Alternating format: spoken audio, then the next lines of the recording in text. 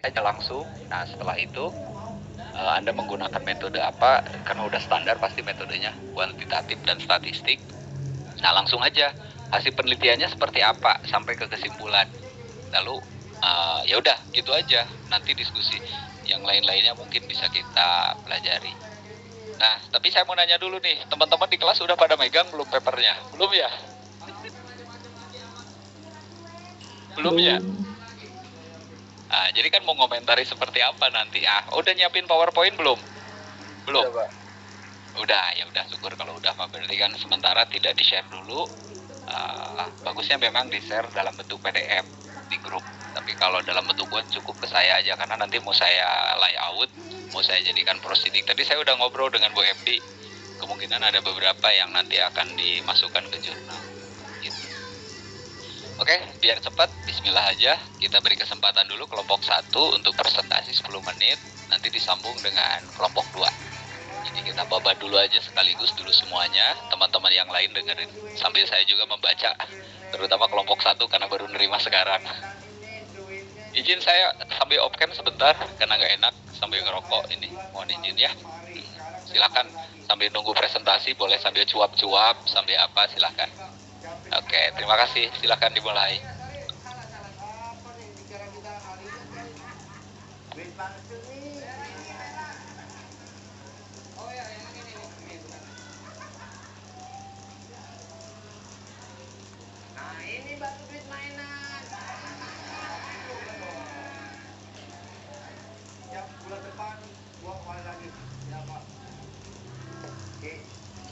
Bismillah, apakah sudah kelihatan teman-teman semuanya PPT-nya? Sudah. Kelihatan? Oke. Bismillahirrahmanirrahim. Assalamualaikum warahmatullahi wabarakatuh. Waalaikumsalam warahmatullahi wabarakatuh. Selamat malam teman-teman semuanya. Saya di sini Andri Fariza, mewakili dari kelompok 1 ingin menjelaskan mengenai mini riset kami yang berjudul Pengaruh Institutional Branding dan Online Feature Services terhadap keputusan nasabah menggunakan layanan Syariah Mobile Banking. Singkat saja, kami beranggotakan 3 orang, saya sendiri Andri Fariza, kemudian ada Hamam Afif dan Arif Rahman.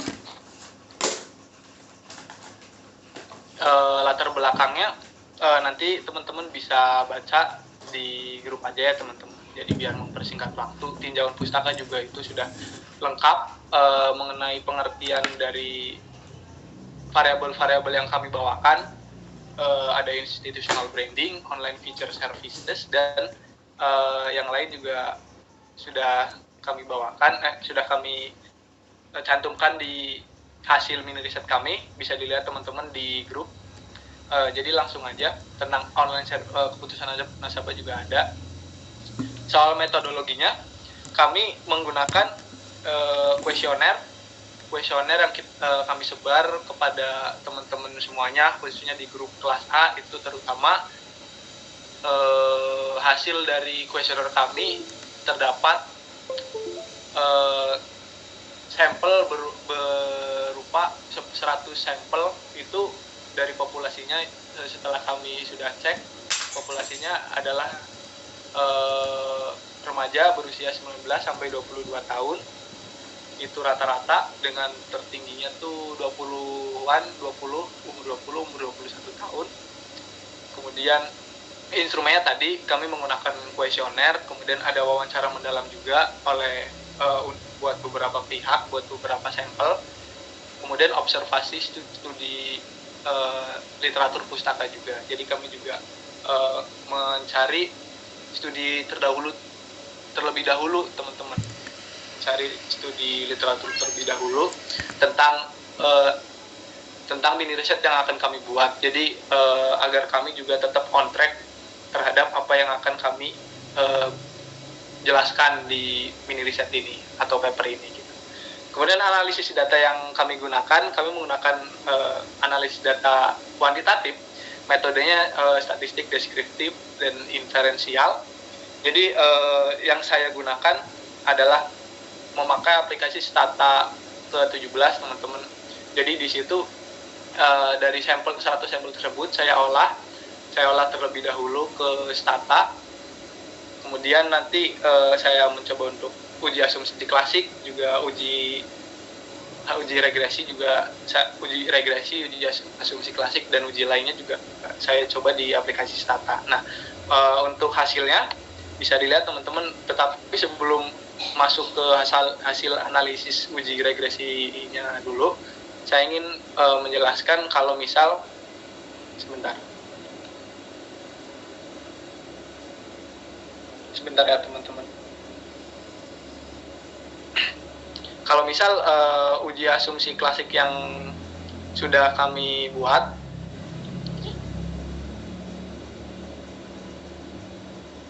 jadi dari 100 sampel tersebut, pengolahan data dimulai setelah pengujian asumsi klasik terlebih dahulu. Jadi kami mengecek apakah datanya itu normal, apakah terdapat heteroskedastisitas atau terdapat multikolinearitas. Nah, pengujian ini tuh bertujuan untuk seperti itu teman-teman. Jadi kita mengecek dulu. Nah, hasil pengujiannya tuh menunjukkan bahwa residu regresi tersebut yang kami uji itu mengikuti distribusi normal. Jadi kalau teman-teman ngecek distribusi normal kan ada yang pakai kayak kurva. Nah, ternyata hasil sampel kami juga ternyata mengikuti kurva tersebut. Terus selain itu, data atau sampel yang kami olah juga tidak menunjukkan tanda-tanda multikolinearitas dan juga heteroskedastisitas. Jadi ketika saya mencoba ketika saya mencoba untuk menguji multikolinearitas, kan memakai StatVIF, di situ nilainya di bawah 10 gitu teman-teman. Heteroskedastisitas juga sama. Jadi tidak ada indikasi adanya multikolinearitas dan heteroskedastisitas. Nah, itu hasil dari uji asumsi klasik tersebut. Kemudian kami juga menggunakan uji regresi linear sederhana terlebih dahulu. Jadi uji regresi linear sederhana ini bisa teman-teman lihat di slideshow ini. Di situ karena sederhana, jadi saya mencoba untuk meregres X1 terhadap Y terlebih dahulu, kemudian X2 terhadap Y terlebih dahulu. Jadi hasilnya, kalau di situ kan ada angka 1 dan 2, di situ ada konstan dan S value. Nah, jadi intinya dalam hasil pengolahannya, per X1 terhadap Y itu 8.550 ditambah 0.328X. Dan kalau per X2 terhadap Y-nya itu 9.400 ditambah 0,217X. Artinya hasil analisis uji regresi linear sederhana ini pada variabel X1 dan variabel X2 itu menunjukkan dampak positif, teman-teman. Jadi maksudnya gimana? Maksudnya setiap kenaikan 1 unit dalam X1 atau dalam konteks ini institutional branding itu mengakibatkan peningkatan sebesar 0,328X di sini, teman-teman. Jadi setiap peningkatan 1 unit dalam institutional branding itu mengakibatkan peningkatan sebesar 0,328X terhadap keputusan menggunakan layanan syariah mobile banking. Begitupun juga untuk X2-nya juga X2. Jadi setiap peningkatan 1 unit online feature service itu berpengaruh sebesar 0,217X terhadap Y-nya tersebut tadi, teman-teman, yaitu keputusan menggunakan layanan syariah mobile banking gitu. Terus setelah itu kami juga mencoba untuk menganalisis hipotesisnya. Jadi hasil analisis uji regresi linear sederhana untuk variabel X1 dan X2 itu sebentar. Kemudian kami juga mencoba untuk membandingkan antara T hitung dan juga T tabel, teman-teman. T hitungnya adalah, kalau teman-teman lihat di situ ada kalau di X1 itu 12,93 itu T hitung, kalau di X2 itu 13,7.73 itu T hitungnya. Nah, untuk mencari T tabelnya kami menggunakan signifikansi sebesar 0,05 dengan signifikansi tadi 0,05 dengan DF, berarti DF-nya kalau memakai rumus dari sampel 100 karena ada dua variabel dikurangi 1, jadi DF-nya totalnya 97. Nah, setelah itu kami juga mencari di tabel dan menemukan angka sebesar 1.984. Jadi maksudnya gimana? Karena membandingkan T tabel dan T hitung, otomatis kalau misal dari X1 12.93 itu lebih besar dari T tabel tadi, yaitu 1.984. Nah, maksudnya gimana? Artinya bahwa H0, HO itu ditolak dan HA diterima, yang artinya bahwa secara parsial variabel independen variabel independen institutional branding berpengaruh positif dan signifikan terhadap variabel dependennya, yaitu keputusan menggunakan layanan syariah mobile banking. Begitupun kepada X2, kalau X2 di sini T hitungnya adalah 13.73, jadi obvious secara jelas itu lebih besar dari 1.984. 1.984 tadi adalah T tabel. Nah, karena lebih besar angkanya di 13.73, artinya HO itu ditolak dan juga HA diterima, yang artinya tadi bahwa secara parsial variabel independent online feature services berpengaruh positif dan signifikan terhadap variabel dependen keputusan menggunakan layanan syariah mobile banking. Nah, setelah itu kami juga mencoba untuk menggunakan uji regresi linear berganda, yang di sini kalau sederhana kan uji regresi X1 terhadap Y, X2 terhadap Y. Nah, kalau uji regresi linear berganda ini langsung teman-teman jadi X1 dan X2 itu terhadap Y gitu. Di sini bisa teman-teman lihat hasilnya di slideshow. Itu ada persamaannya, yaitu Y sama dengan A plus B1 sama B2 X2. A di sini adalah konstantanya di situ teman-teman lihat 7.744. Kemudian B1X1 itu adalah si nilai, ada X value di situ. B1X1 kan 0.271 X1, kemudian di B2-nya ada 0.120. Nah, artinya keputusan menggunakan layanan syariah mobile banking itu sama dengan, kalau A tadi adalah konstanta adalah 7.744 ditambah 0.271 institutional branding ditambah 0.120 online feature service gitu. Jadi maksudnya gimana?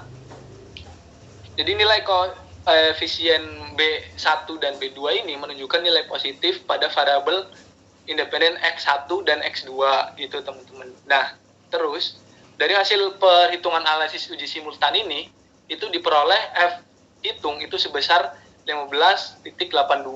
Jadi hasil 15.82 ini kalau di teman-teman lihat di slideshow ini tidak ada, tapi kalau pas kami ngeregresi itu ada di bagian tabel F hitung. Kalau teman-teman ngeregres linear berganda itu ada 15.82. Nah, setelah itu kayak tadi, kalau tadi kan membandingkan T tabel dengan T hitung. Nah, sekarang karena ini uji regresi linear berganda, membandingkan F hitung dan juga F tabel, teman-teman. F tabelnya itu dengan tingkat signifikansi 0,05 dan jumlah tadi sampel adalah 100.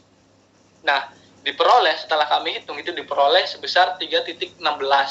Nah, otomatis kalau dibandingkan F hitungnya adalah 15,82, itu otomatis kan lebih besar daripada F tabel tadi, yaitu 3.16 gitu, teman-teman. Selain itu juga tingkat signifikansinya, kalau di sini tuh signifikansinya tuh 0.000, itu otomatis lebih besar, lebih kecil dari 0.05 gitu. 0.05 ini apa? 0.05 ini adalah tingkat signifikansi dari tadi F tabel tadi.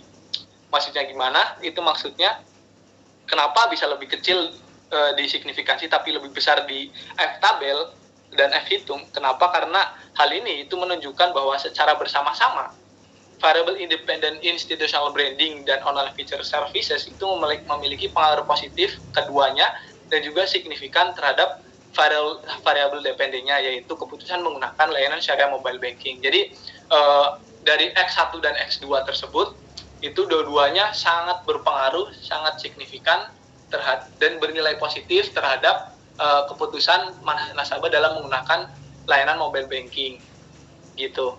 Itu soal uji regresi linear berganda. Kemudian selanjutnya kami juga menggunakan uji determinasi.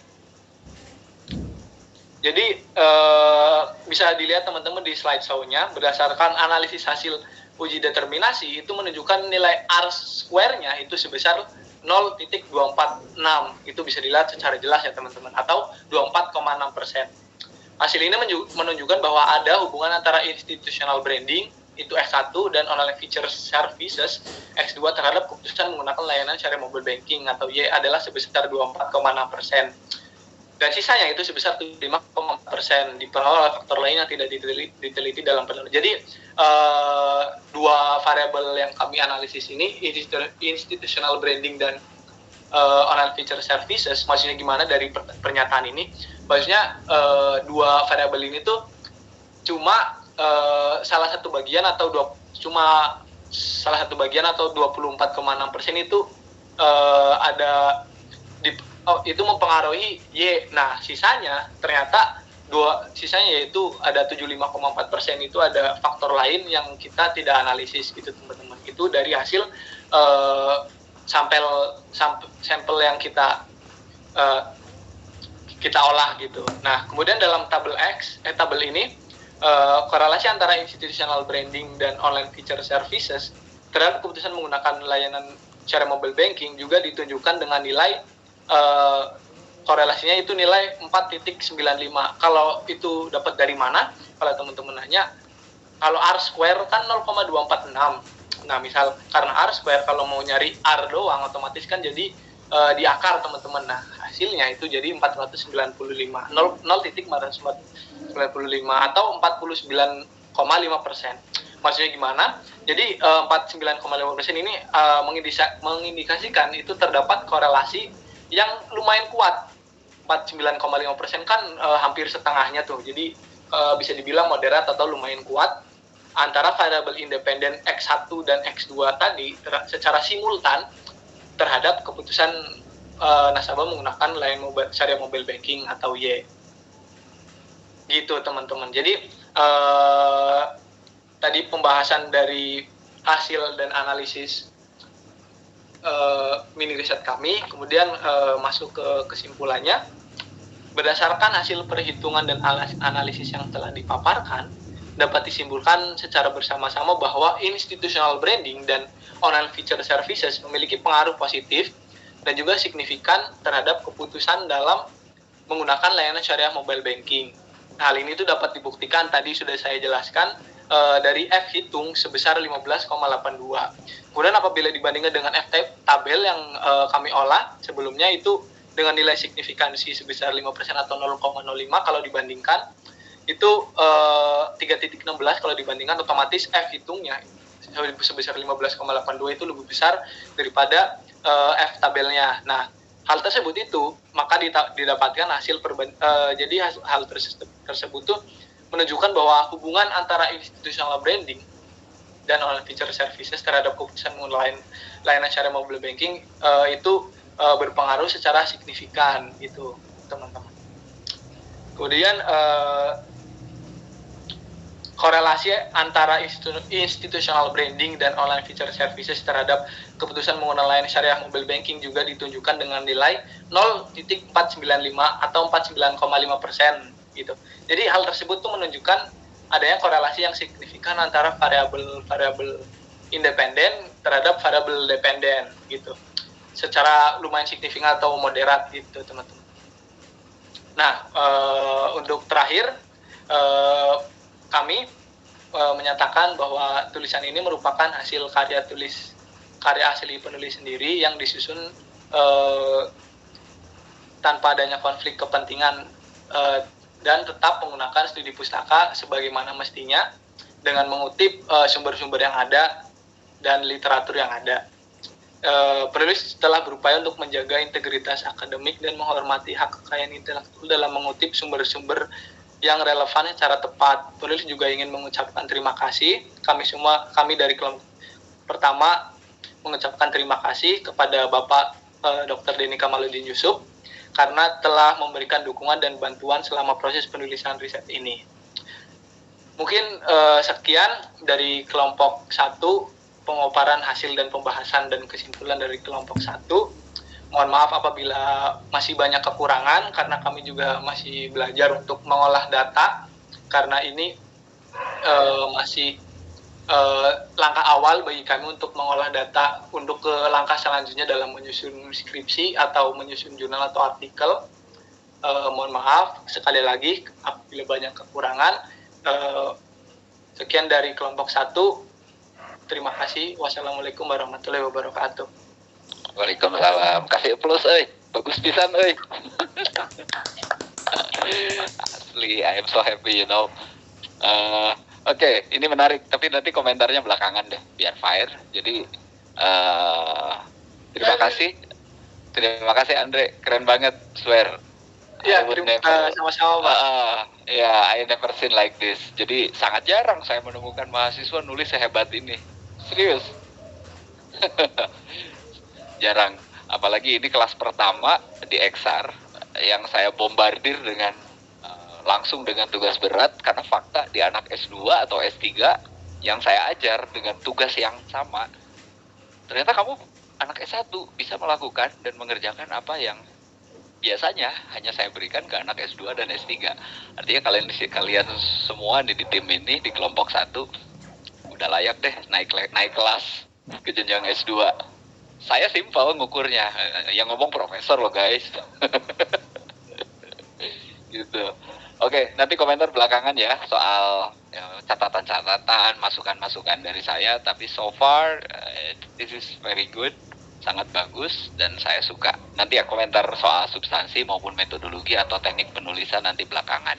Kita beri setelah selesai tim Andre, sekarang kita masuk tim kedua.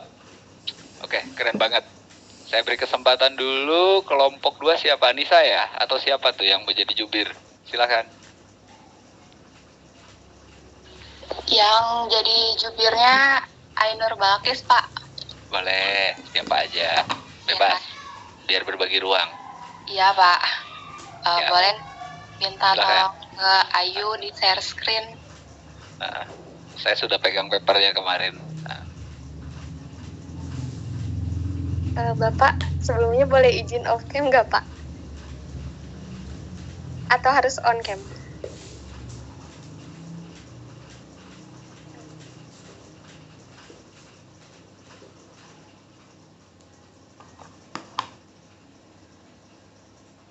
Pak, maaf Pak, itu mute Pak, menyala. Sorry. Boleh ya? Boleh. Nggak apa-apa kalau mau on, mau off cam. Saya sangat ngejaga privasi perempuan. Oke, mungkin ada sesuatu yang nggak bisa kita lihat. Nyangkut privacy, it's okay, nggak apa-apa. Kecuali nanti kalau sudah di ranah publik, dipresentasikan di ruang conference terbuka, upayakan on cam, gitu. Nggak apa-apa, santai aja, make it easy. Baik teman-teman, sebelumnya mohon maaf ya, mungkin pemaparan dari saya tidak bisa sejelas dan sehebat Andre mungkin. Saya perwakilan dari kelompok 2 ingin memaparkan hasil artikel kami yang berjudul Pengaruh Income dan Lifestyle terhadap Perilaku Konsumen untuk melakukan pembelian produk makanan melalui aplikasi jasa kurir online. Nah, untuk di pendahuluan teman-teman bisa lihat langsung supaya waktunya tidak tidak banyak makan waktu. Nah, mungkin saya akan menjelaskan kenapa sih penelitian ini bisa dilakukan, karena penelitian ini dilatar belakangi oleh maraknya penggunaan aplikasi jasa kurir online dalam pembelian produk makanan. Nah, faktor yang mendukungnya yaitu adanya pendapatan atau income, lalu adanya gaya hidup atau lifestyle ya.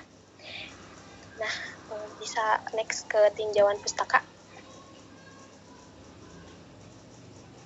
Nah, tentunya teman-teman di tinjauan pustaka itu biasanya dijelaskan mengenai variabel-variabel ya. Dan di sini yang menjadi variabel X dari penelitian ini yaitu income dan lifestyle, dan yang menjadi variabel Y-nya perilaku konsumen terhadap yang menjadi variabel Y-nya yaitu pembelian produk makanan. Yang menjadi variabel X-nya yaitu perilaku konsumen untuk melakukan pembelian produk makanan melalui aplikasi jasa kurir online. Di tinjauan pustaka teman-teman juga bisa baca sendiri ya. Mungkin di tinjauan pustaka itu hanya dijelaskan mengenai pengertian dari income, lifestyle dan perilaku konsumen. Next di pembahasan metode ya. Oke, maaf teman-teman. Jadi di metode ini kita menggunakan metode kuantitatif teman-teman, sama seperti kelompok yang pertama ya. Kita menggunakan pendekatan kuantitatif yaitu dengan mengidentifikasi pola data, memikai dan menyajikan informasi. Nah, penelitian ini menggunakan sumber data kuantitatif yang diperoleh dengan menyebarkan kuesioner dan juga wawancara. Next di hasil dan pembahasan. Nah, kita langsung aja ke hasil dan pembahasan ya teman-teman, yang dimana di sini sudah ada tabel mengenai uji regresi linier sederhana. Nah, hasil dari analisis uji regresi linier sederhana ini pada variabel income bernilai positif menunjukkan bahwa setiap peningkatan nilai income sebesar 1 akan mengakibatkan peningkatan pada nilai perilaku konsumen sebesar 0,274. Yang dimana artinya secara parsial variabel independen, income berpengaruh positif dan signifikan terhadap variabel perilaku konsumen dalam memesan melalui aplikasi jasa kurir online. Lalu, next. Lalu ada hasil analisis uji regresi linier sederhana pada variabel lifestyle. Yang bernilai positif juga menunjukkan bahwa setiap peningkatan nilai lifestyle sebesar 1 akan mengakibatkan peningkatan pada nilai perilaku konsumen sebesar 0,430, yang artinya secara parsial variabel independen lifestyle berpengaruh positif dan signifikan terhadap variabel perilaku konsumen dalam memesan melalui aplikasi jasa kurir online. Nah, dari hasil dan pembahasan diperkuat dengan uji regresi linier sederhana juga uji regresi lainnya. Teman-teman bisa cek sendiri di artikelnya untuk yang lebih lengkapnya ya teman-teman. Next. Nah, di sini juga kita menyertakan hasil dan pembahasan dari kuesioner yang sudah kita sebarkan. Mungkin teman-teman juga di sini udah membantu untuk mengisinya. Di sini saya akan menjelaskan mengenai pertanyaan yang pertama, aplikasi jasa kurir online apa yang sering digunakan? Nah, di sini teman-teman lebih dominan menggunakan ShopeeFood ya. Bisa dilihat dari perbandingan angkanya, pemilihan angka ShopeeFood itu lebih besar dibandingkan GrabFood dan GoFood, yang dimana perbandingannya 52,7% ShopeeFood dan 32,7% GoFood, 14,5% GrabFood. Lalu pertanyaan yang jenis makanan apa yang paling sering Anda pesan melalui aplikasi jasa kurir online? Di sini kita juga memberikan 5 opsi kepada teman-teman, yaitu yang dimana opsi pertama, makanan cepat saji yang ditandai dengan warna biru, makanan masakan rumahan ditandai dengan warna merah, makanan ringan atau cemilan ditandai dengan warna oranye, dan minuman ditandai warna hijau, dan yang ungu itu makanan lainnya. Nah, ternyata teman-teman lebih sering membeli makanan cepat saji di aplikasi ShopeeFood dengan perbandingan angka 70,9% untuk makanan cepat saji, makanan masakan rumahan 9,1%, dan 10,9% makanan ringan atau camilan. Nah, untuk pertanyaan yang ketiga itu apa fitur di aplikasi jasa kurir online yang paling Anda sukai? Di sini juga kita memberikan 5 opsi, yaitu promo dan diskon, pilihan makanan yang beragam, kemudahan pemesanan, kecepatan pengantaran, metode pembayaran yang beragam. Nah, ternyata di sini teman-teman, terutama mungkin kaum ini ya, kaum hawa menyukai promo dan diskon ya, dengan perbandingan angka 70,9% promo dan diskon, 10,9% pilihan makanan yang beragam, dan 14,5% kemudahan pemesanan. Nah, teman-teman, dari chart ini nantinya kita akan tarik ke kesimpulan ya teman-teman, hasil dari chart ini. Next.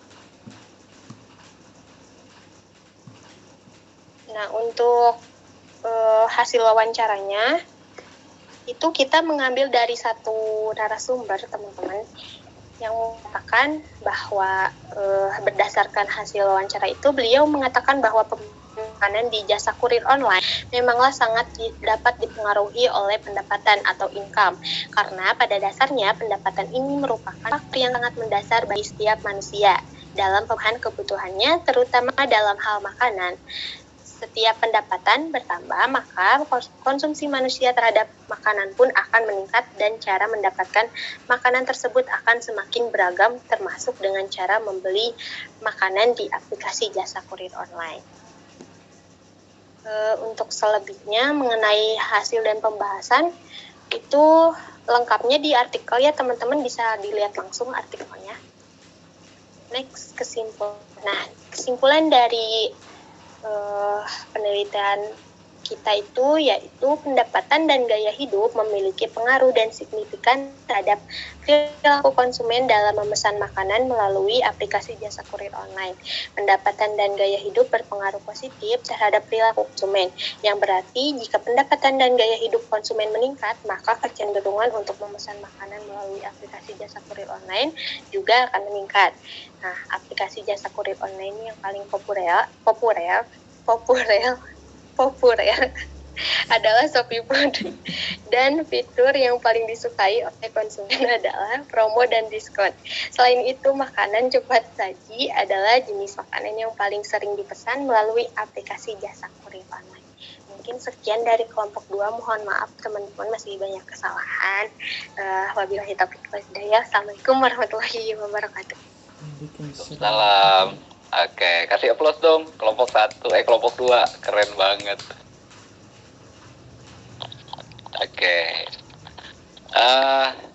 Oke, kita mulai buka on cam ya bagi yang tidak berhalangan. Jadi biar ekspresinya dapat. Oke, teman-teman semua, saya ingin mengucapkan apresiasi. Ini luar biasa, 2 paper yang sangat dahsyat sih menurut saya ya. Hal yang mungkin bagi sebagian besar dosen, terutama di fakultas, saya nggak yakin deh dosen-dosen di PB bisa bikin riset kayak gini semuanya. Serius, beberapa kali saya menjadi reviewer, dosen-dosen nulis paburantak, pabaliut, acak-acakan, banyak typo, terus kemudian analisisnya sangat kurang, sementara kalian nulisnya hebat banget. Jasa kalian eksar emang Victorian Harmony, keren banget. Tambah bangga saya sama kalian. Nanti pokoknya ada hadiah buat kelompok 1 dan kelompok 2. Wait and see, lihat aja nanti. Oke. Saya pengen ngasih komentar dulu satu-satu ya. Yang pertama, saya ingin ngasih komentar dulu ke kelompok 1 yang Andre. Dari segi pertama, dari segi main issue atau topik yang diangkat ini memang isu-isu yang yang aktual, karena orang mungkin lebih suka meneliti, kalau meneliti tentang branding atau brand image udah banyak. Nah, yang membahas tentang online-nya itu banyak, tapi turunan dari online itu misalkan fitur. layanan fitur itu sangat jarang. Nah, makanya ini saya bikin pengembangan dari riset-riset sebelumnya sebenarnya. Terus kalau yang membahas mobile banking juga ada, tapi ketika dihubungkan variabel-variabel itu sangat jarang. Saya belum banyak menemukan gitu ya, yang penelitian spesifik. Dan ini yang menarik, saya langsung ke hasil teknis. Nah, pertama dari segi substansi teknik penulisan mungkin ada beberapa koreksi ya, misalkan dalam teknik sitasi. Nah, kalau ini contoh saja di paragraf-paragraf awal itu kan menurut siapa, langsung dalam kurung nama, koma, tahun. Ya mestinya Andre dan kawan-kawan nulis itu misalkan menurut si A dalam kurung tahun gitu. Jadi nama itu tidak masuk di dalam kurung. Tapi itu kesalahan kecil yang sangat mudah dikoreksi. Nah, kemudian yang kedua, ini hasil uji statistiknya sudah sangat bagus. Jadi kalau kalian nulis skripsi, wah ini udah benar-benar kelompok ini udah bisa langsung pas. Kalau saya yang jadi penguji seminar, tanpa ampun ini saya loloskan. Langsung kalian dapat paspor judul skripsi. Gitu ya. Nah, hanya saja saya ingin memberikan masukan. Karena kan jangan malu atau jangan kecewa kalau kita selalu diberikan masukan. Karena masukan itu sangat penting, kritik itu juga sangat penting, apalagi di dunia akademik. Itu yang akan menjadikan kita lebih kaya, lebih expert, dan lebih bagus. Nah, saya melihat misalkan ini langsung, kalau di bagian pendahuluan, kemudian di bagian literatur review atau kajian kajian teori, sampai ke metodologi udah oke. Ya, karena ini metodologi kan yang dipakai adalah pasti Andre, saya mau nanya, siapa juru bicaranya selain Andre? Siapa lagi? Arif ya? Arif sama Hamam, Bang. Tolong bantu nih saya. Ini metodenya berarti untuk mengukur operasional variabel pakai interval ya, karena basis datanya kuesioner, data panel kan? Ya, Pak. Oke, sip. Nah, kalau bilang iya, berarti ngerti. Harus dibedain antara data panel dengan time series. Ini dengerin semuanya nih ya, ini metodologi bener ini. Kalau time series, itu kita pakai analisis tren. Misal, laporan keuangan, kita lacak selama 10 tahun di printout, lalu dianalisis. Ternyata trennya mengalami fluktuasi kinerja keuangan perusahaan itu. Nah, kenapa pakai time series? Karena kita ngukur berdasarkan periodik. Periodik dari tahun pertama ke tahun 10. Misal, kenapa dari tahun 1 sampai tahun 10 itu kinerja keuangan, misalkan profitabilitas, katakanlah salah satunya adalah ROA atau return on asset atau laba, ternyata mengalami fluktuatif, naik turun. Nah, berarti trennya itu mengalami fluktuatif. Itu analisis tren yang biasa dipakai dalam time series. Nah, beda dengan yang kedua, ada common size. Nah, common size itu perbandingan, karena yang diteliti bukan satu objek, bukan satu perusahaan, tapi bisa meneliti 2, 3, atau mungkin 5, atau beberapa diambil berdasarkan sampel.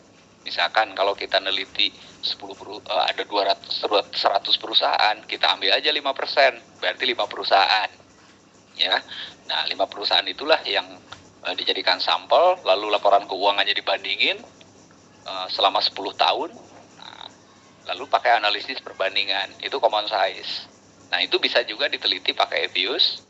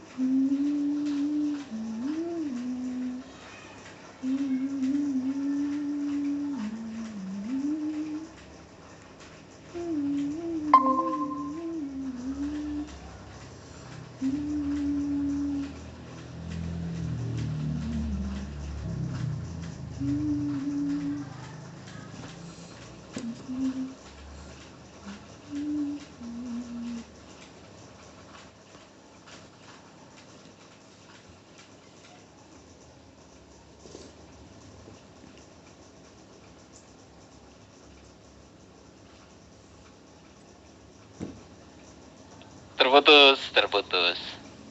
Oke, lanjut ya. Nah, jadi sekali lagi saya ulangi, kalau time series itu metode hanya satu objek dan menggunakan periodik, misalkan laporan keuangan, tapi kalau misalkan banyak itu pakai common size. Nah, kalau di laporan keuangan analisis operasional variabelnya biasanya skalanya itu pakai nominal gitu, karena nanti dirasiokan nominal. Tapi kalau misalkan preferensi itu diperoleh dari kuesioner seperti angket yang Anda lakukan. Ini biasanya interval. Nah, makanya betul tadi itu di kelompok 2 menyajikan diagram, karena itu diperoleh berdasarkan tingkat preferensi, kecenderungan si responden di dalam menyampaikan pendapatnya terhadap pertanyaan-pertanyaan dalam penelitian yang diajukan kepada mereka. Jadi kelihatan intervalnya mana yang gede, pengaruh kalau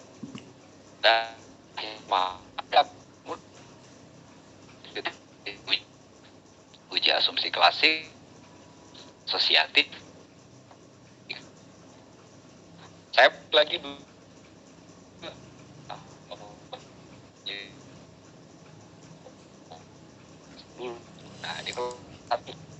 di dimensinya, variabelnya dan lain-lain. Nah, Andre dan kawan nih, ketika menyajikan hasil penelitian dan pembahasan ya, ini di template masih ditulis metode hasil penelitian dan pembahasan, result and discussion, udah aja bahasa Indonesia semua gitu, yang ujung-ujung nggak usah ditulis. Nah, itu urusan teknis gampang, ngehapus lebih mudah daripada nulis, nambah lebih susah daripada ngebuang, ya kan, ngurangin. Nah, masalahnya ini kalau dibandingin sama paper yang kelompok 2, nah di paper kelompok 1 ini klasik tadi ditampilkan diagramnya, sebaran data, reliabilitas data, uji validitas data, reliabilitas data, uji histerokostisitas sampai ke uji normalitas. Tapi Anda hanya menyajikan di paper ini narasinya saja tanpa menampilkan gambarnya. Jadi di presentasinya bagus, di tulisannya mana data, gambarnya siga kumaha, cek si pembaca teh. Nah, jadi bagusnya di hasil klasik ditampilkan. Nah, lalu ngomongkan berulang-ulang. Tulisan yang bagus, jika ini Prof. Anton atau Ilah ini yang ngomong, bukan saya. Tapi saya setuju gitu. Jadi kalau tulisan hanya berisi narasi tanpa disertai gambar, itu seperti tukang dongeng. Tapi kalau tulisan itu hanya menyajikan gambar-gambar, penjelasan, itu juga seperti pemuja berhala. Nah, bagusnya dua-duanya. Nah, tapi narasinya udah keren ini. Pengolahan data dimulai dari hasil uji hasil uji regresi, uji normalitas data menunjukkan terdistribusi normal. Tapi tidak ditunjukkan gambarnya mana, gitu loh. Nah, gitu. Jadi nanti mungkin di hasil uji asumsi klasiknya coba ditampilkan gambarnya. Ini dari segi jumlah halaman papernya, isinya itu ada 8 minus daftar pustaka ya. Jadi masih ada ruang lah untuk menambahkan itu semua. Nah, terus ketika masuk ke poin 42 di hasil uji analisis regresi linear sederhana dan berganda, terus ada uji KD, ada uji korelasinya tidak dipakai ya? Mas, dipakai nggak? Anggota penelitinya selain uji korelasinya? Pakainya ini Pak, anak uji determinasi. Oh, langsung yang ke KD. Jadi korelasinya nggak dipakai ya, karena udah lebih dari cukup. Oke, it's okay, nggak masalah. Tapi maksud saya, mestinya gini, di hasil penelitian itu, hasil penelitian pengaruh variabel X1 ke Y. Nah, yang diuji itu langsung 3 saja. 1 regresi, yang kedua uji determinasi, yang ketiga uji signifikansi parsial. Digabung di situ semua. Ini soal teknis. Jadi berarti tadi pembahasan kudu dipindahkan ke poin hasil penelitian. Ngerti nggak? Anda menempatkan uji T atau uji signifikansi justru di pembahasan, padahal itu masih bagian dari hasil hitung. Belum ke pembahasan. Nah, ini di sini mah bener, dengan salah posisi gampang, tinggal nyusun 3 puzzle. Oke, ini pengalaman buat teman-teman yang lain nanti. Ya kadang-kadang contoh yang saya berikan mungkin juga belum tentu sempurna gitu loh. Nah, tapi ini soal teknik gimana cara nulis yang bagus. Kan lebih baik dari sekarang daripada nanti di skripsi salah. Bener nggak? Nah, jadi di hasil uji dari pengaruh X1 terhadap Y, itu hasil hitung aja yang ditampilkan. Ikut sedikit narasinya yang tadi dipaparkan oleh kan. Jadi hasil uji regresi linear sederhananya berapa, terus dinarasikan, ditampilkan tabelnya, terus dinarasikan, terus hasil uji determinasinya berapa, tampilkan tabelnya, narasikan, terus kemudian hasil uji T-nya berapa, terus narasikan. Udah, gitu aja. Di X2 ke Y juga begitu. Di X1 dan X2 terhadap Y juga begitu. Hanya mungkin bedanya kalau di X2 terhadap Y, berarti uji signifikansinya pakai uji F. Betul kan? Nah, ketika masuk ke pembahasan, nah, ini teknis nih. Ketika di pembahasan, Anda jangan mengulang lagi hitungan. Jangan mengulang lagi hitungan. Anda cukup menguraikan paragraf pertama di pembahasan analisis pengaruh X1 terhadap Y. Jadi bukan pengaruh pembahasan itu, analisis pengaruh X1 terhadap Y. Nah, yang diurai apa? Buat narasi di situ di paragraf pertama. Berdasarkan hasil pembahasan di atas sebagaimana telah dijelaskan dalam hasil penelitian di atas, diperoleh bahwa hasil uji regresi linear sederhana diperoleh angka sekian. Terus hasil uji determinasinya diperoleh sekian. Hasil uji signifikansi uji parsial T-nya itu kan sekian. Jadi mengulang tapi menggunakan bahasa semacam ringkasan dari yang di atas gitu loh. Paham kan, Rek? Nah, setelah kamu ngomong gitu, baru masuk di paragraf kedua pembahasan itu. Hasil penelitian ini mendukung teori atau tidak?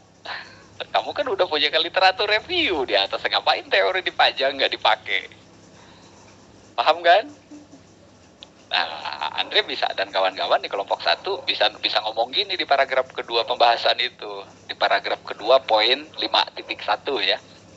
Setelah membuat ringkasan dari hasil hitung, nah berdasarkan hasil itu hasil penelitian ini relevan dengan teori yang dikemukakan oleh si A yang menyatakan bahwa bla bla bla bla bla dan didukung dengan sesuai dengan teori yang juga dikemukakan oleh si B. Bolehlah Anda ngutip 2 pendapat, nggak usah panjang-panjang. Intinya apa yang diuji dari hasil uji hipotesis ternyata terbukti benar, sesuai, cocok secara teori. Betul? Ngerti kan, Re? Halo? Ngerti, Pak. Oke, Arif ngerti ya. Nah, baru paragraf ketiganya. Maaf. Nah, baru paragraf ketiganya. Nah, selain itu, hasil penelitian ini juga mendukung hasil penelitian sebelumnya. Nah, paham nggak? Mendukung hasil penelitian sebelumnya yang dilakukan oleh si A yang menyimpulkan bahwa A yang dilakukan. Selain itu juga mendukung hasil penelitian yang dilakukan oleh si B yang kesimpulannya adalah Oh, berarti hasil penelitian ini merupakan pengembangan yang turut memperkuat teori dan hasil penelitian sebelumnya. Demikian pula di poin 52. Analisis pengaruh X2 terhadap Y dan demikian pula di poin 3. Uraiannya dibuat seperti itu semua. Gitu. Konsultasi sih langsung jengker wae presentasi ayeuna. Coba kalau mau dikirim lebih awal ke saya beri kesukaan lebih awal, mungkin saya nggak akan kasih catatan ini di kesempatan hari ini. Tapi bagus, Andre. Gitu, bagus, Andre dan kawan-kawan ya. Berarti ini memberikan PR yang sama, memberikan pengalaman yang sama dan berharga buat teman-teman yang lain yang belum presentasi. Paham kan? Oke, itu kira-kira soal teknis ya. Kalau kesimpulan nggak akan saya komentari karena secara umum sama. Nah, sekarang saya mulai masuk ke substansi. Ini keren banget. Ternyata di teori juga betul bahwa pasti institutional branding itu pasti ngaruh lah terhadap syariah mobile banking karena orang kan butuh trust. Dan ternyata hasil uji parsial terbukti 12% tuh lebih. Terus kemudian X2 terhadapnya 13% lebih. Nah, secara simultan lebih gede lagi positif dan signifikan yaitu 24,6%. Nah, sementara ada 75,4% itu faktor lain yang tidak dipengaruhi yang tidak diteliti dalam penelitian ini itu sangat mempengaruhi terhadap terhadap penggunaan mobile banking. Nah, kelemahan di paper ini saya tulis kelemahannya ya.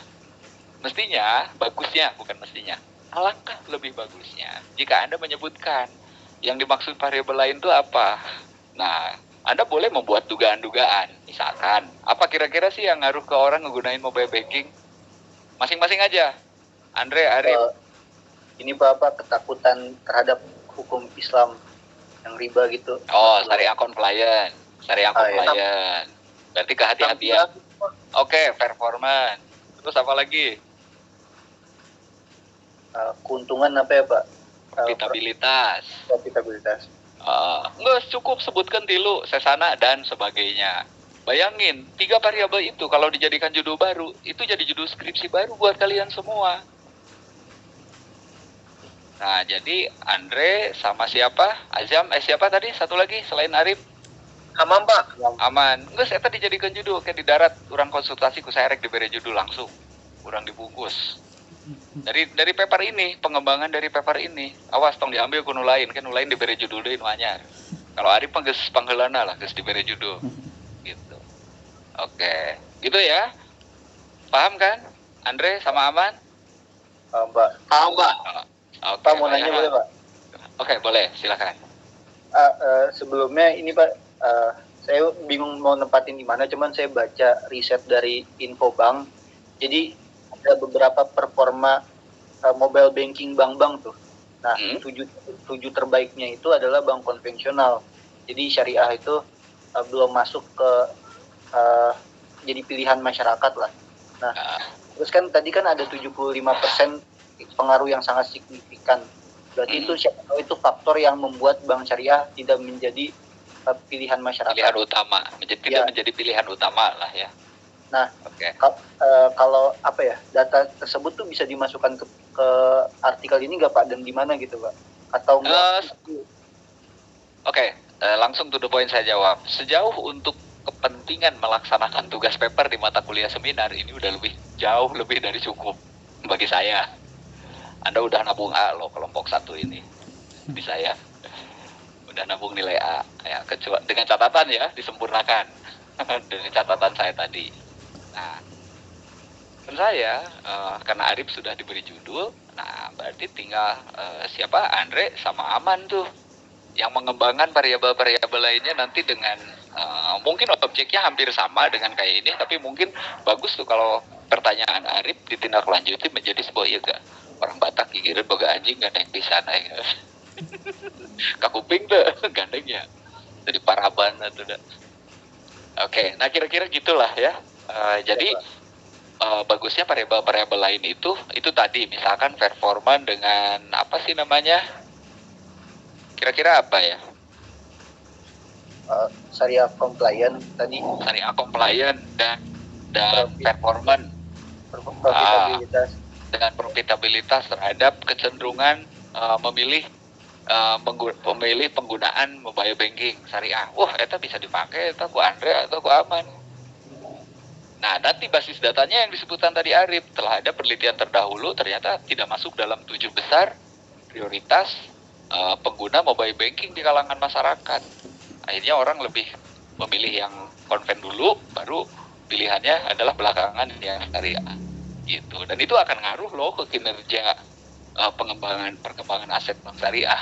Nah, nanti Aman nelitinya jangan ke penggunaan mobilenya, ke perkembangan pertumbuhan aset perbankan syariahnya. Y-nya itu. Keren kan? Jadi judul anyar, di darat orang ngobrol. Tolong dicatat, Dre, sama Aman, tolong catat. Halo? Catat, Mam, Dre. Ya Pak. Ya, baik ya. Kemudian dijadikan sok lamun ku saya geus di ACC Bu Epi di Kajur geus pasti ke ACC tah. Lamun Bu Epi disertasinya saya yang bimbing kok. Apalagi Bu Anissa sekjur Eksar itu disertasinya saya juga yang lagi bimbing, lagi babak belur dia tuh diobrak-abrik sama saya disertasinya. Karena analisisnya kurang sistematik seperti ini. Itu bayangin loh udah master calon doktor. Jadi kalian udah bagus ini luar biasa. Dan ini ditulis dengan sangat, makanya saya Dan dasar eksar. Saya baru kali ini ketagihan ngajar di eksar, ternyata kalian hebat-hebat. Gitu. Oke, itu ya. Plus minus kekurangannya. Lah pertanyaan saya adalah jangan dianggap kenapa saya ngasih masukan ini bukan berarti bahwa paper ini jelek, sangat bagus paper ini. Tapi si pembaca masih kekurangan dan kebingungan untuk menghindari si pembaca kebingungan atau ingin bertanya ke si penulis, tapi kan nggak seperti saya hari ini. Dengan jelaskan pengaruh distribusinya normal. Tapi mana gambarnya? Datana. Tapi kalau mudah disajikan, kalian menutup semua ceruk kosong yang memungkinkan si pembaca bertanya. Detail semua. Itu aja sih intinya. Nah itu penting dilakukan oleh kita sebagai penulis agar si pembaca lebih mudah paham dari ilustrasi-ilustrasi dan narasi yang kita tampilkan di dalam paper yang hanya 10-12 halaman gitu loh sebenarnya. Nah, kalau itu udah dipagari semua, mau nanya apa nanti penguji di sidang munakosah? Bingungan. Itu halus, rapi, lengkap, metodologinya bener, analisisnya tajam, ringkas, padat. Paling dosen, kamu siapa yang ngajarin? Kok bisa nulis kayak gini? Siapa nih? Nah, paling-paling dosen ngaharewos ke kalian bertiga. Nebeng dong nama saya ditempelin jadi salah satu author, nebeng publikasi. Paling gitu. Nah, jadi saya mohon izin nanti beberapa nama dosen di ekonomi syariah akan dicantumkan sebagai penulis keempat. Agar hasil penelitian kalian ini seolah-olah merupakan hasil kolaborasi dengan dosen. Hasilnya, agar akreditasi ekonomi syariah yang sekarang sedang saya dampingi Bu MP itu bisa terakreditasi unggul. Jadi kalian lulus di ijazah nanti akreditasinya unggul. Salah satunya indikator untuk bisa terakreditasi unggul harus ada produk-produk hasil penelitian yang terpublikasi dan itu hasil kolaborasi dosen dengan mahasiswa baik dari penelitian maupun PKM yang dipublikasikan dalam bentuk artikel. Itu guys. Oke? Oke Pak, makasih Pak. Oke. Nah sekarang saya mau masuk ke sekarang saya masuk ke yang kelompok 2. Kemarin sih saya baca sebentar, tadi saya udah masuk gara-gara jadi keluar lagi dari sebentar mana tadi teh. Nah ini saya dikirim data kemarin dari Anissa, mau saya buka dulu, udah saya baca takut salah. Oke. Nah, kelompok 2 ini baru pengantar saja udah ngirim data ke saya. Lalu apa yang kurangnya? Nah, kalian mungkin boleh bacalah, lihat paper yang ditulis oleh kelompok 2. Itu membahas tentang pengaruh income dan lifestyle terhadap kecenderungan konsumen untuk membeli produk makanan melalui aplikasi jasa kurir online. Nah, di pendahuluannya bagus, sudah menjelaskan bahwa fenomena jasa pembelian dengan jasa kurir online itu sedang tren sekarang karena sedang berkembang kita, lalu ada faktor-faktor yang mendorongnya. Terus juga ditampilkan di sini sudah ada hasil penelitian terdahulu dari si A mengatakan A, dari si B mengatakan B. Lalu penelitian ini difokuskan hanya untuk meneliti di pengaruh itu terhadap online. Nah, tinjauan teoritis nggak akan saya bahas karena sudah pas ya. Udah bagus, sistematik, metodologi juga sama. Nah, kemarin saya memberikan masukan sama seperti ke kelompok 1 tadi. Ternyata di hasil hitung di sini luar biasa, pengaruhnya sama-sama signifikan. Ya. Dan ini sudah masuk semuanya mulai dari uji T, uji KD. Nah, yang saya berikan masukan tadi di pembahasan sama mungkin masukan dari saya kalaupun mau untuk kelompok 2 ini adalah hasil penelitian ini apakah mendukung atau mengembangkan penelitian sebelumnya gitu. Nah, di artikel kedua itu sama, ini di pembahasan yang nomor 1 5.1 ini belum dihubungkan dengan teori dan hasil penelitian sebelumnya di analisisnya. Demikian pula di analisis pengaruh X2 terhadap Y juga sama, di ketiga juga sama. Nah, jadi di ketiga di sini hanya di bagian ketiga nih. Selain itu hasil data bersumber dari kuesioner ini, peneliti ini mendapatkan hasil sekian dari narasumber sekian. Tapi di sini tidak dijelaskan tentang apakah hasil penelitian ini mendukung teori sebelumnya atau tidak. Lalu mengembangkan atau memperkuat hasil penelitian atau tidak gitu. Nah, kekurangannya itu aja. Selebihnya udah oke. Jadi mungkin di kelompok 2 sama catatannya dengan yang ke kelompok 1. Nah, luar biasa di sini ternyata tingkat pendapatan seseorang dan gaya hidup ya itu ternyata sangat mempengaruhi sangat mempengaruhi perilaku konsumen di dalam melakukan pembelian. Nah, yang bagus justru tadi presentasinya. Siapa tadi yang presentasi? Kelompok 2, punten Bager. Siapa? Saya Pak Ainur Bakis. Ainur, kenapa di sini di pembahasan, di hasil penelitian tidak ditampilkan diagram yang tadi di hasil uji deskriptif? Oh, yang chart itu ya Pak? Yang bulat-bulat diagram itu loh, itu tampilkan. Jadi di atas itu di sini kan ada hasil, langsung hasil uji, 41 hasil penelitian. Nah, 41-1-nya di sini menjelaskan tentang hasil uji regresi linear. Bagusnya sebelum itu kamu menjelaskan nomor 411 itu hasil uji deskriptif. Kamu tampilkan itu semua gambar diagram yang tadi itu. Ya, gambar penjelasan, gambar penjelasan. Kayak gitu, sama seperti catatan saya tadi ke kelompok 1. Nah, sehingga si pembaca nggak akan nanya seperti saya. Nah, kalau kayak gini, kesan yang muncul dari si pendengar nih, semua teman-teman asal lebih rinci keneh dina presentasinya daripada yang ada di uraian. Karena dengan gambar aja orang udah ngerti. Nah, lalu yang mana yang bagus? Lebih bagus dua-duanya dong. Ada narasinya, ada gambarnya juga.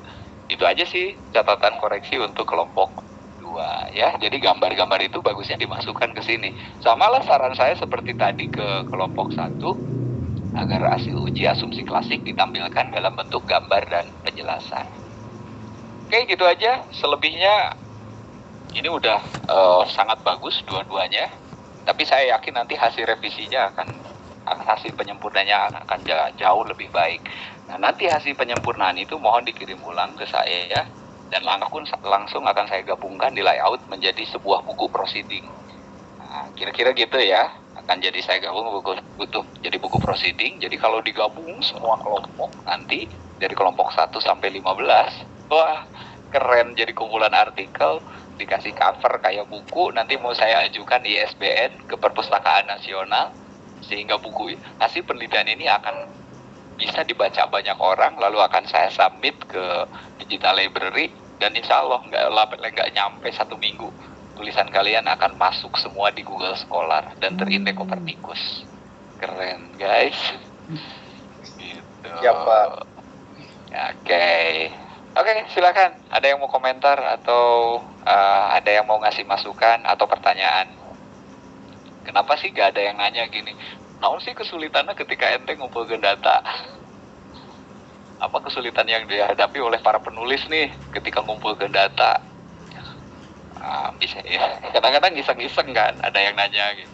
Kesulitannya apa? Aduh, aing teu ngarti statistikna, kumaha cara ngitungna, terus ieu kumaha cara ngolahna. Tanyain di sini di forum ini. Nanti kalau ada yang kesulitan saya bantu. Oke, silakan kalau ada yang mau nanya. Izin Prof. Kalau dari kelompok selanjutnya boleh bertanya nggak Prof? Boleh, olah kudu. Jadi gini Prof, kan pagi itu kita dari kelompok 4 Faiz Prof yang waktu kemarin konsultasi yang soal harus ke desa itu Prof. Kemarin udah sempat ke desa Prof. Cuman bukan kemarin sih, tadi pagi udah ke desa. Kita kan berusaha minta buat data 5 tahun ke belakang Prof. Cuman dari desanya itu mereka nggak mau buka data gitu Prof. Jadi buat populasi gitu, buat yang populasi. Soalnya kalau yang pelaku kita udah dapet, tapi yang 2019 doang datanya. Oke. 2019, 2022 sama 2017 yang kita dapat dari desanya gitu Prof. Tingkatnya kelurahan Pasir Biru teu boga data atau teu mere data? nggak tahu Prof, kayaknya emang nggak mau ngasih gitu, soalnya yang populasi dikasihnya tuh yang terakhir sekarang gitu, yang 2023 gitu Prof. Pindah desa SPC Biru Hilir atau kapan Iya. dekat. Oh, Ente ganti boga- gitu nggak apa-apa Prof. Ya kudu atuh. Banyak peneliti rek eleh. Koresponden. Lamun teu dibere Nggak data apa-apa. ti dieu. Hah? Teu nanaon, saya kan hanya ngasih judul. Tempat mah boleh Iya, dibeda, boleh diubah.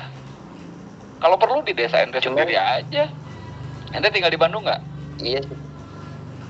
Tinggal di Bandung Prof. Iya, di Pasir Biru Prof tinggalnya. Aduh, aing kabina-bina di imah torangan aing teu dibere data. Ya lamun misalkan Terus susah ini coba. Prof, kayak Sok terus. apa namanya ya, kan hari Kamis, Jumat, Sabtu kan libur Prof, sedangkan kalaupun presentasi mungkin hari Senin. Untuk desa kan libur tuh tanggal merah, jadi kita mau minta data laginya tuh kan harus nunggu surat dulu, berarti kan dari Ya, apa we. namanya, Kadesa Cinunuk banyak. fakultas lagi. Kadesa Cinunuk anu hareupeun Borma. Apal teu? Gigireun jalan Mohon, Cijambe geuning. Nah, didinya aya sekdes, namana Pak Dadan. Eta junior saya, temui Pak Dadan, keku saya diberi nomorna. Oh siap Terus Prof. tuh kudu pakai surat-surat perintah ini dari senior, abangku. siap Prof, atur nuhun Prof. Nah, terus pindah ke Desa Cinunuk, Kabupaten Bandung.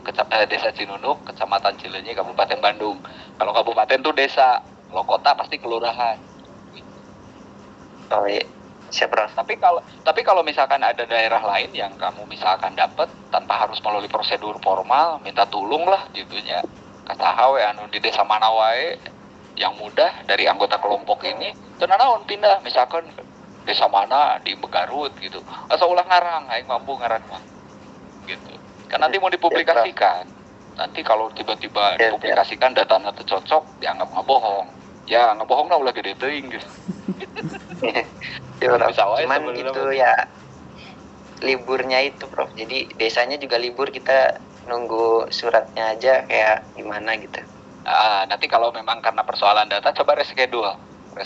Gantian, kelompok mana dulu yang paling siap. Ini bukan masalah bisa nggak bisa nyusun artikel. Soal kesulitan data itu tantangan setiap peneliti. Bayangkan kira sok. Makanya saya nggak pernah tidak luluskan orang di uji skripsi. Karena nggak fair. Mahasiswa itu nulis skripsi itu seminar wae, sebelum seminar itu persiapan dia ngolah data dan nyusun proposal itu nggak mudah, ngumpulkan data awal. Setelah itu si mahasiswa itu kan seminar, babak pelur dihajar sama penyeminar, singkat kata lolos. Jadilah sebuah skripsi 3 bulan dia susun, kandel 150 halaman katakanlah. Ke sidang ngan 10 menit dobrak abrik ku penguji nu teu nyaho naon-naon dan tidak menghargai bagaimana mahasiswa bekerja. Berdarah-darah dia ngumpulkan data itu semua. Gitu. Nah, saya sangat respect yang gitu-gitu. Saya suka pasang badan. Gitu. Nah, makanya kemarin tuh yang saya uji sidang 5 orang. Saya kasih A semua. Gitu. Ya, catatannya sama. Catatannya sama dengan komentar saya ke kelompok 1 dan 2 tadi. Padahal mereka udah saya bimbing dulu, udah saya ajarin MATLAB-nya, kan anak MKS semua tuh. Angger we. Dari mana nih curang teh kuliah 8 semester jeung saya. Itu nerap eta nu dipake nu diajarkeun mah nya elek budak ekser semester genep ya keun bae gitu kan ngagas saeutik. Tapi setelah itu faktanya padahal skripsinya bagus banget loh bro, 5-an orang itu nggak signifikan, nambahnya cuma dikit-dikit, ngoreksinya cuma dikit-dikit gitu. Nah, istilahnya saputing ge beres sidang, ayeuna sidang saputing ge beresan, isukna geus jadi revisi, ada ringkas-ringkas sedikit-sedikit aja. Tapi di akhir saya umumin, coba kumpul semuanya, saya mau ngumumin kelulusan. Saya komentari satu-satu gitu kan, dengan Ibu Nabila saya ngujinya itu. Tahu kan Bu Nabila kan? Bu Nabila Rizky. Ujungnya apa? Sampai ketemu. Saya ucapkan selamat dan saya ucapkan selamat, kalian semua dapat A, dan sampai ketemu di mimbar wisuda. Nah, itu pada sujud syukur semua, sampaikan kabar gembira, kita foto bareng, kirim fotonya ke orang tua, ucapan selamat, alhamdulillah. Kalian keren, hebat. Nangis semua. Saya peluk satu-satu, kecuali yang cewek. Gitu dong. Jadi, ya gitu memang. Jadi dosen itu bukan hanya sebagai pengajar ya. Yang paling susah itu jadi pendidik yang bisa membesarkan, mengantarkan, ngedukasi, ngepromosiin sampai anak didiknya itu bisa stable. Nah itu yang susah, nyari karakter-karakter di kalangan dosen-dosen muda, kolega-kolega saya ngajak, jangan pernah dong ngomongin mahasiswa nggak fair, dia lebih diuji dibimbing, mending kalau oleh pembimbingnya tuh detail dibimbing. Kadang-kadang saya kalau nguji ngeliat tuh ini pembimbingnya siapa. Nah, belum tentu yang ngebimbing itu ahli ekonomi, mungkin dia ahli fikih, ahli tafsir. Kalau di kita kan dosen di kita kan gado-gado. Yang gado-gado itu yang enak. Coba lah misalkan gado-gado isina leunca wungkul asli tah ntar biasa mah weureu meureun pahit. Tapi gara-gara ada kol gitu, ada kubis dan lain-lain lah, dikasih bumbu kan jadi enak. Ya. Tapi kalian jangan berkecil hati. Penelitian yang bagus, artikel yang bagus itu yang selesai, bukan yang tebal. Sarjana yang pinter itu bukan yang IPK-nya 4,0, tapi yang lulus tepat waktu. Oke, semangat semuanya. Silakan, any question? Cep, Prof, berarti boleh ganti aja ke Cinunuk lagi gitu sesuai judul utama. Bebas, kemana we? Mau di Cinunuk, mau di mana? Siap, Prof. Masih, surat Bro. Surat Tukamari ganti we itu tujuan, kirim ulang. Harus bikin ulang, Prof. Yang kemarin soalnya diambil sama desanya, Prof. Nggak dibalikin. Scan we tuh ganti. Tunjuk lah. Udah punya data tanahnya. Nanti saya kirim. Ente mau ke desa mana saya kirim. Saya bikinin suratnya. Saya punya kop surat PB, saya punya nomornya. Kalau kemarin masih punya softwarenya nggak, Is? Ada Prof. Yang PDF. Nah, coba yang PDF kirimin ke saya. Nanti saya bikinin surat ulang yang tanda tangannya langsung saya. Stempel PB-nya saya punya. Ya, saya hanya butuh nomor suratnya aja. Kopernya semua orang mantan wadek hiji. Semua data surat PB itu yang ngedesain saya semua. Nu ayeuna mah tinggal neruskeun geuna.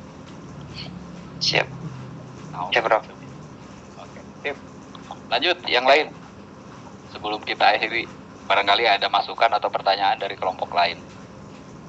Atau mau nambahin anggota kelompoknya dari masing-masing, apa tantangannya ketika nulis dan meneliti ini, rasanya kayak gimana? Coba pesan-kesannya kayak gimana? Prof, saya ingin bertanya, Prof. Prof, Dre, kemana, Dre? Semisal nanti kita revisi mini riset kita, terus ternyata masih ada yang kurang, itu nanti diperbaiki sampai menjadi sempurna atau langsung ya? misalnya sekali doang direvisi. Apa yang saya uraikan tadi itu lebih dari cukup. Selebihnya bagian saya yang moles. Sehingga hasil akhirnya apa? Di luar dugaan kalian semua. Lihat aja nanti. By the way, di kelas ini ada yang jago desain grafis nggak? Bikin cover buku dan lain-lain. Nanti kalau udah saya gabung jadi satu, tugas kalian tuh ngedesain covernya. Jadi e-book nantinya gitu.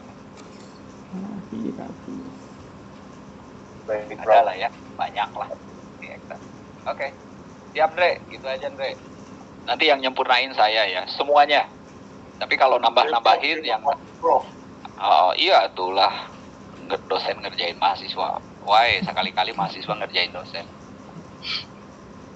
Apa? Ngapain? Tugas saya itu. Jadi minta pun saya udah perbaiki kok sebenarnya. Cuma kan hari loba teuing mah lieur. Next, anyone else?